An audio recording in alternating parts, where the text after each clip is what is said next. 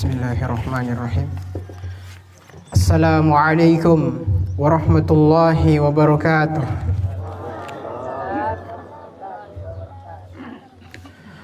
Allahu akbar. Allahu akbar. Allahu akbar. Allahu akbar. Allahu akbar. Allahu akbar. Allahu akbar. Allahu akbar. Allahu akbar. Walillahil hamd.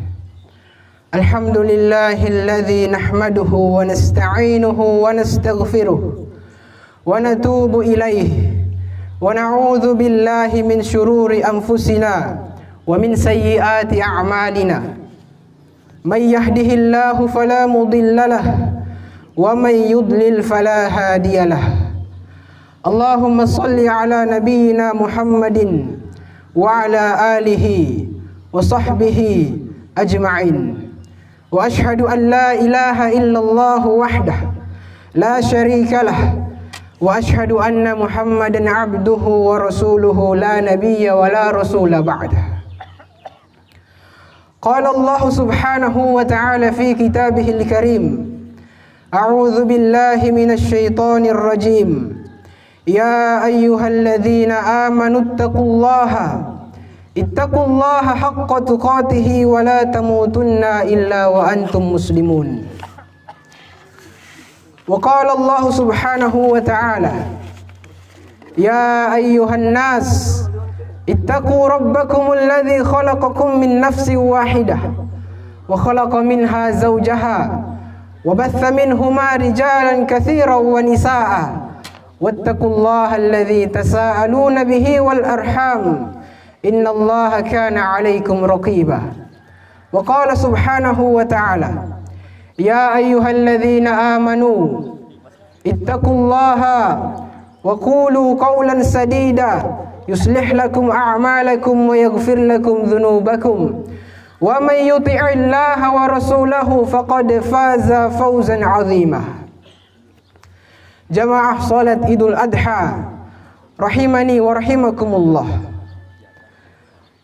Pertama-tama, marilah kita memuji Allah subhanahu wa ta'ala sebagai tanda syukur kita kepadanya, di mana Allah subhanahu wa ta'ala masih memberikan kepada kita nikmat yang begitu banyak.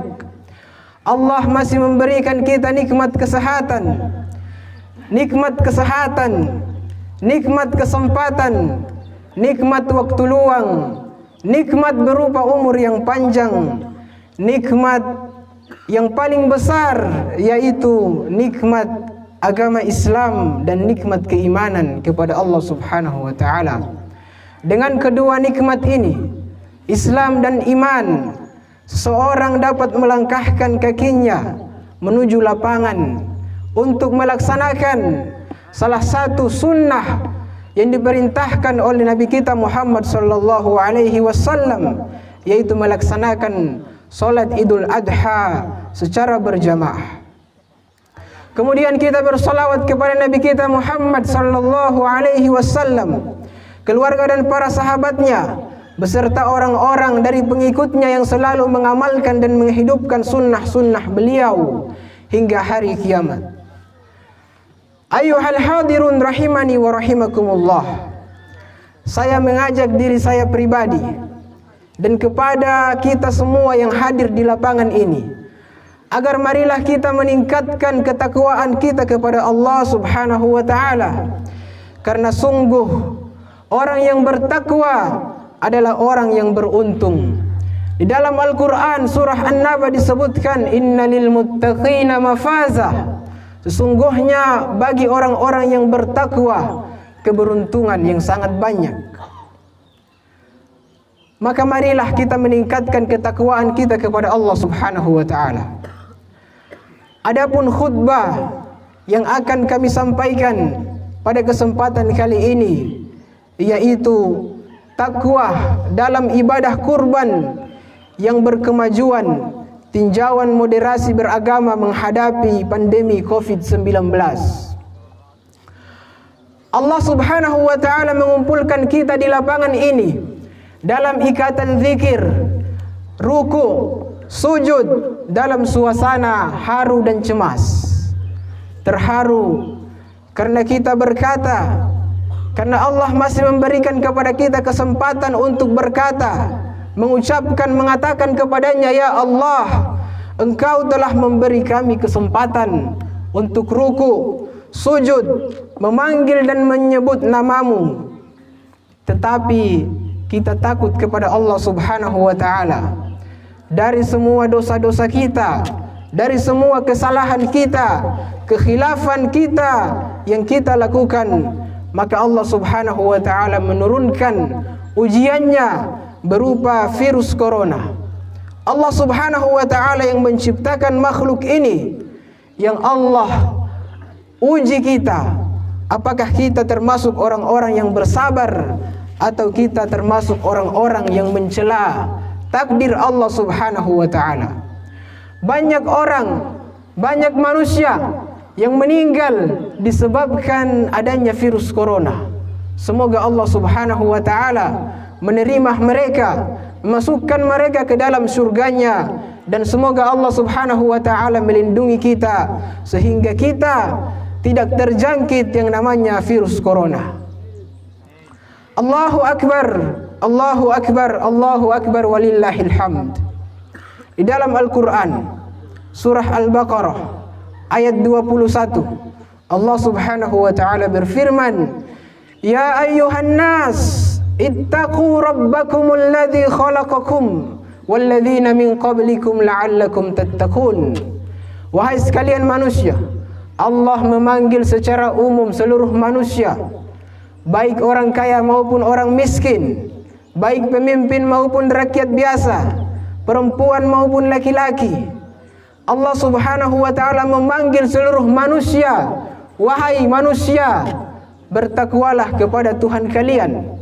Takwa dengan arti yang ringkas, yaitu menjalankan semua yang Allah perintahkan dan menjauhi semua yang Allah Subhanahu wa ta'ala larang.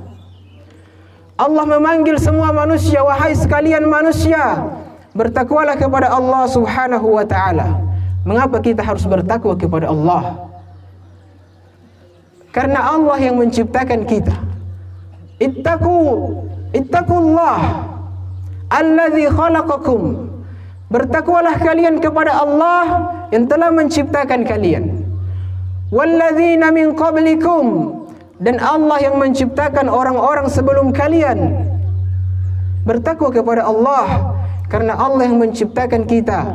Allah yang menciptakan orang-orang sebelum kita. Allah yang memberikan rezeki kepada kita. Allah yang memberikan hidayah, petunjuk kepada kita. Allah yang membuat kita sehat. Allah yang mematikan kita dan membangkitkan kita pada hari kiamat nanti. Maka marilah kita bertakwa kepada Allah Subhanahu wa ta'ala. Kita menyembah kepada Allah Subhanahu wa ta'ala sehingga kita menjadi orang-orang yang bertakwa di sisinya. Allah tidak menjadikan gunung, Allah tidak menjadikan manusia, Allah tidak menjadikan hewan, menciptakan tumbuh-tumbuhan, menciptakan langit 7 lapis. Tidak ada tiangnya yang kita lihat dan kita saksikan sekarang ini. Tidak lain dan tidak bukan hanya untuk menyembah kepada Allah Subhanahu wa ta'ala. Wa ma khalaqtul jinna wal insa illa liya'budun. Tidaklah, kata Allah Subhanahu wa ta'ala, aku ciptakan jin dan manusia kecuali hanya menyembah kepadaku, kata Allah Subhanahu wa ta'ala.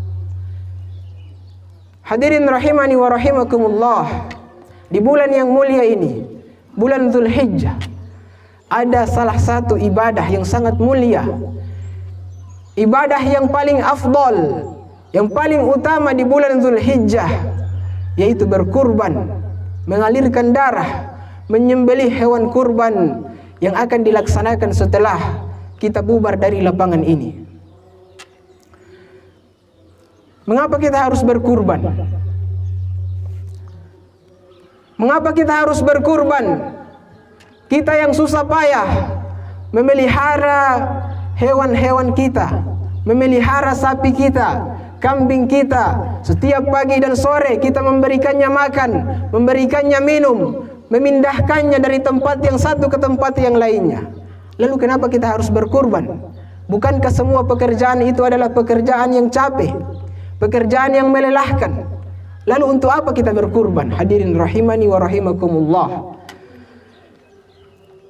Ketahuilah, di antara hikmah berkurban yaitu sebagai menunjukkan rasa syukur kita kepada Allah Subhanahu wa taala. Di dalam Al-Qur'an surah Al-Hajj surat ke-22 ayat 36, Allah Subhanahu wa taala berfirman, "Wa kulu minha wa at'imul qani'a wal mu'tar, kadzalika sakharnaha lakum la'allakum tashkurun."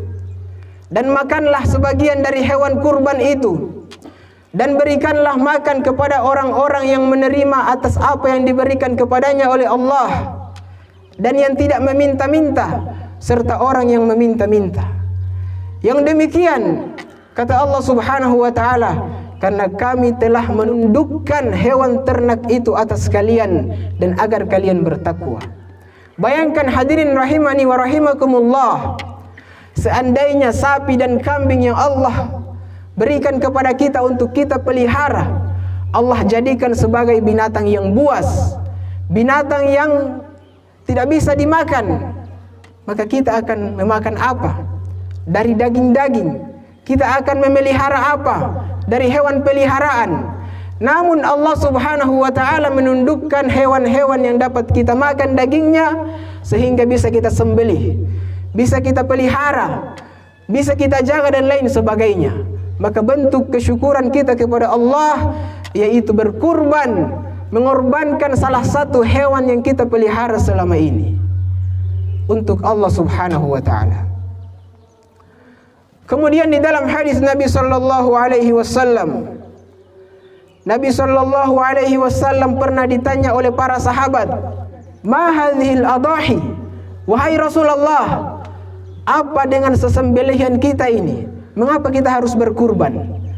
Kata Nabi sallallahu alaihi wasallam, "Sunnata abikum Ibrahim," agar kalian mengingat sunnah bapak kalian Nabi Ibrahim alaihi salam. Qalu wa ma lana minha? Para sahabat mengatakan, lalu apa yang kami dapatkan dari kurban itu? Nabi mengatakan, qala bi kulli sya'ratin hasanah. Di setiap rambut, di setiap bulu wol sapi dan kambing yang kalian sembelih itu, satu rambutnya, maka kita mendapatkan satu kebaikan. Qalu fassuf, bagaimana dengan rambut tersebut? Kata Nabi sallallahu alaihi wasallam, bi kulli sya'ratin minas sufi hasanah. Dari setiap satu helai rambut hewan kurban yang kita sembelih, kita mendapatkan satu kebaikan. Rambut yang ada pada hewan tersebut, maka begitulah jumlah pahala yang kita dapatkan. Bahkan Nabi SAW mengatakan, satu dilipat gandakan menjadi 10, 10 dilipat gandakan menjadi 100, 100 dilipat gandakan menjadi 1000, 1000 menjadi 1 juta, 1 juta bahkan tidak ada batasnya sama sekali di sisi Allah Subhanahu wa ta'ala. Maka dengan alasan apa? Dengan alasan apa kita mengatakan saya tidak mau berkurban? Perhatikan hadirin rahimani wa rahimakumullah. Nabi sallallahu alaihi wasallam mengancam orang yang mampu dalam arti mempunyai hewan, mempunyai beberapa ekor sapi, mampu dalam arti mempunyai materi yang bisa dia gunakan untuk kurban, namun dia tidak melakukan kurban tersebut. Kata Nabi sallallahu alaihi wasallam, janganlah dia mendekati tempat-tempat salat kami. Nabi sallallahu alaihi wasallam seakan-akan tidak menganggap orang tersebut yang mampu namun tidak berkurban, seakan-akan tidak dianggap oleh Nabi sebagai makmumnya. Hadirin rahimani wa rahimakumullah. Maka dengan kelapangan rezeki yang Allah berikan kepada kita, kita gunakan untuk berkurban, yaitu mendekatkan diri kita kepada Allah Subhanahu wa ta'ala. Jamaah salat Id rahimani wa rahimakumullah. Di antara keutamaan kurban, Nabi sallallahu alaihi wasallam bersabda, "Ma 'amila ibnu Adam yauman nahri amalan ahabbu ila Allah min iraqatid dam wa innaha la ta'ti yaumal qiyamah biquruniha wa adhlafiha wa ash'ariha wa inna ad-dama la yaqa' min Allah azza wa jalla bimakanin qabla an yaqa' 'ala al-ardi fatibu biha nafsan. Rawahu Ibnu Majah wa Tirmidzi. Artinya, tidaklah seseorang manusia, tidaklah anak keturunan Adam melakukan suatu amalan pada bulan Zulhijjah ini yang paling utama, yang paling dicintai oleh Allah Subhanahu wa taala, kecuali menyembelih hewan kurban. Dan hewan kurban itu akan datang pada hari kiamat bersama tanduk-tanduknya, bersama kuku-kukunya, bersama rambut-rambutnya, dan darah hewan kurban itu menduduki satu posisi di sisi Allah Subhanahu wa taala sebelum darah tersebut jatuh mengenai tanah. Maka perbaguslah niat kita, perbaguslah niat kita ketika kita menyembelih, ketika kita berkurban. Hadirin rahimani wa rahimakumullah. Yang dimaksud dengan darah menduduki satu posisi yang paling utama di sisi Allah Subhanahu wa taala adalah Allah saking cepatnya menerima ibadah kurban itu, maka diibaratkan darah hewan yang kita sembelih, darahnya belum menyentuh tanah, Allah Subhanahu wa taala sudah menerima ibadah kurban tersebut. Maka marilah dengan semua keutamaan yang kita sebutkan di dalam Al-Quran dan di dalam hadis-hadis Nabi sallallahu alaihi wasallam, marilah kita amalkan. Apalagi kita mempunyai kemampuan baik berupa hewan kurban maupun materi yang dapat kita gunakan untuk berkurban. Jamaah salat Id rahimani wa rahimakumullah. Allah Subhanahu wa taala tidak membutuhkan daging-daging yang kita kurbankan, tidak membutuhkan tulang-tulang dari daging kurban kita, tidak membutuhkan darah dari kurban kita. Allah yang menciptakan kita tidak membutuhkan rezeki dari manusia, tidak membutuhkan makanan dan minuman dari manusia. Bahkan Allah yang memberikan rezeki, makanan dan minuman kepada manusia. Lalu apa yang Allah butuhkan dari hewan yang kita sembelih nanti? Allah Subhanahu wa taala berfirman, "La yanalallahu luhumaha, la yanalallaha luhumaha wala dima'uha walaki yanaluhu taqwa minkum." Allah tidak membutuhkan daging dari hewan kurban kalian. Allah tidak membutuhkan darah dari hewan kurban kalian. Namun yang Allah butuhkan dari kalian adalah ketakwaan seseorang di antara kalian. Takwa kepada Allah Subhanahu wa taala. Apakah kita berkurban dengan terpaksa atau ikut ramai saja? Ataukah kita berkurban karena ikhlas, karena ingin mendekatkan diri kita kepada Allah Subhanahu wa taala? Ibadah kurban dapat mendekatkan diri kita kepada Allah, membuat diri kita bertakwa dan beriman di sisi Allah Subhanahu wa taala.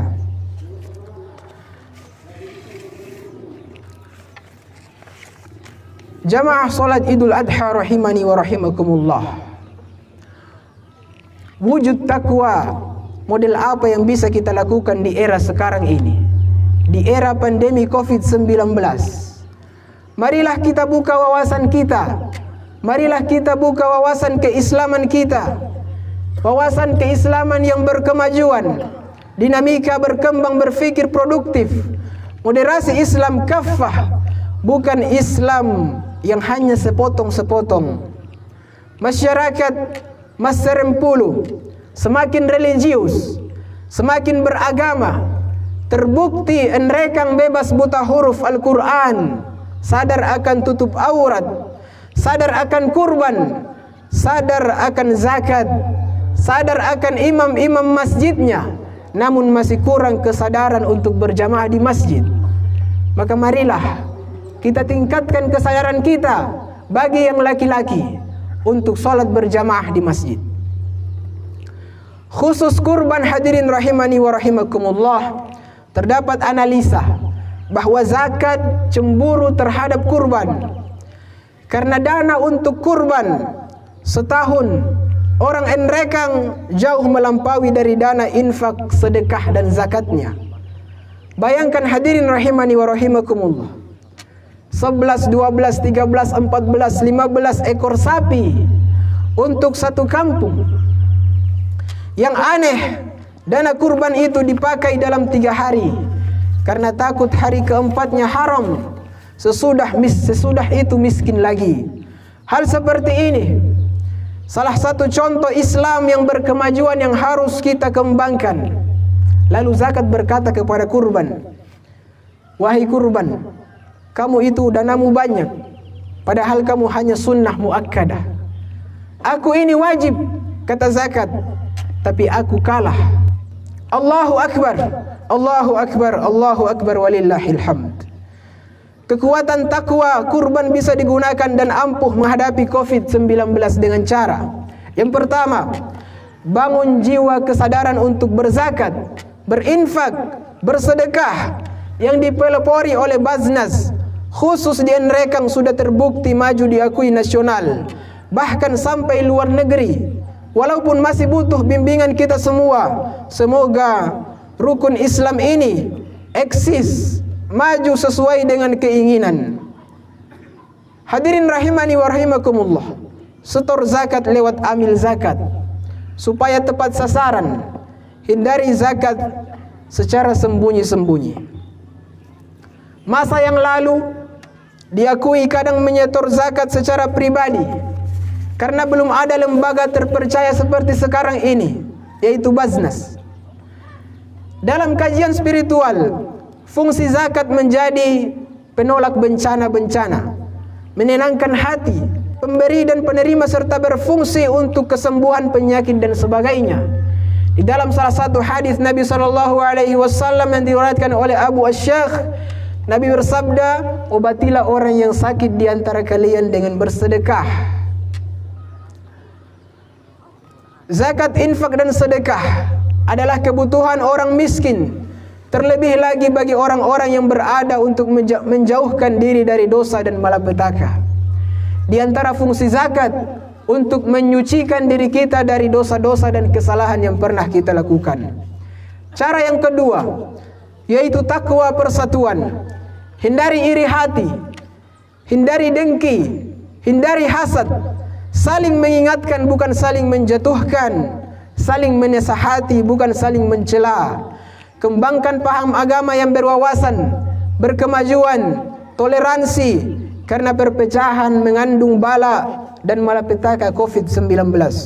Cara yang ketiga, kuatkan takwa kesabaran, keikhlasan, ridho dan terima kenyataan, sebagaimana yang dicontohkan oleh Nabi Ibrahim alaihissalam dan Nabi Ismail alaihissalam di dalam perintah untuk berkurban.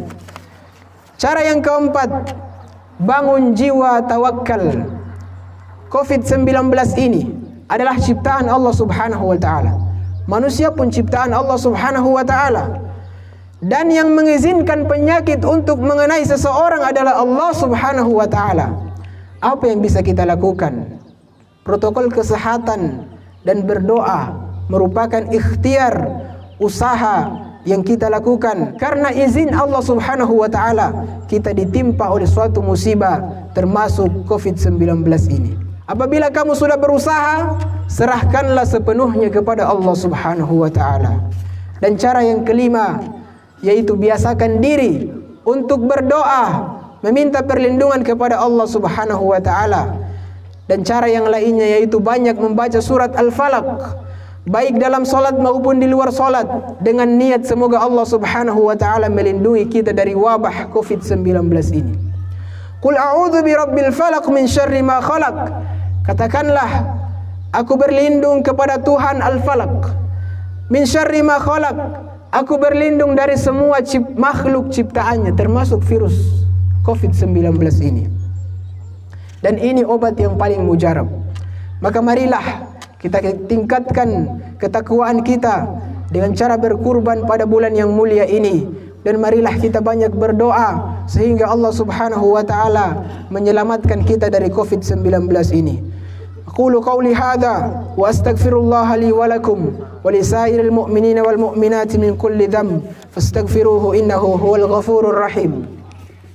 الحمد لله وحده والصلاة والسلام على من لا نبي بعده وبعد.